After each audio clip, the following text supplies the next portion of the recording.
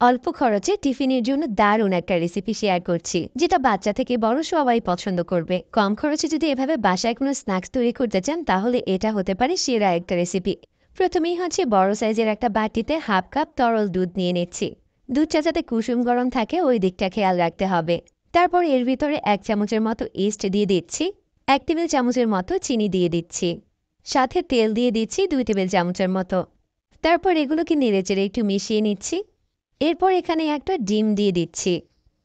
এরপর হচ্ছে এর সাথে 1 কাপ ময়দা দিয়ে দিচ্ছি। আর 1 টেবিল চামচের মতো গুঁড়ো দুধ দিয়ে দিচ্ছি। এখানে প্রয়োজন হলে আরও কিছুটা ময়দা অ্যাড করে নিতে পারেন। ময়দাটাকে হাত দিয়ে ঘুরিয়ে ঘুরিয়ে ভালো করে মাখিয়ে নিয়েছি। তারপর আরও 1 চামচের মতো তেল দিয়ে দিয়েছি। ময়দাটা সফট করে মাখানো হয়ে গেলে একটা ঢাকনা দিয়ে ঢেকে আধা ঘন্টার জন্য রেস্টে দিয়ে দিচ্ছি।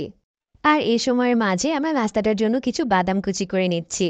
যে কোনো ধরনের বাদাম, ড্রাই ফ্রুটস এখানে ব্যবহার করতে পারেন। আর এই সময়ের মাঝে ময়দার ডোটা ফুলে ডাবল হয়ে গিয়েছে।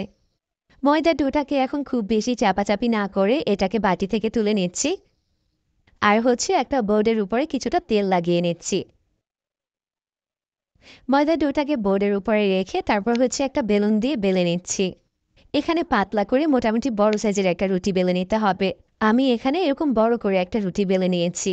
এই রুটির উপরে এখন 1 টেবিল চামচের মতো ঘি লাগিয়ে দিচ্ছি। তারপর নাস্তাটাকে কালারফুল করার জন্য এখানে আমি কিছু টুটি ফ্রুটি নিয়েছি। টুটি ফ্রুটিগুলোকে এভাবে বিছিয়ে দিচ্ছি। আর দিচ্ছি কিছু কিশমিশ। আর যে বাদামগুলো আগেই কুচি করে রেখেছিলাম ওইটাও দিয়ে দিচ্ছি। তারপর হাত দিয়ে একটু চেপে দিচ্ছি যাতে করে ড্রাই ফ্রুটসগুলো খুলে না আসে।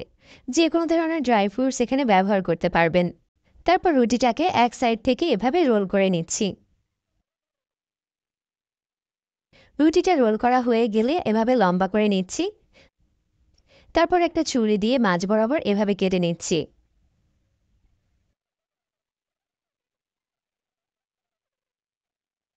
রুটিটা কাটা হয়ে গেলে এক সাইড থেকে এভাবে করে রাউন্ড করে নিচ্ছি। এটাকে আমি ঠিক কিভাবে গোল করে নিচ্ছি এটা একটু দেখে বুঝে নিতে হবে। এটা গোল করা হয়ে গিয়েছে।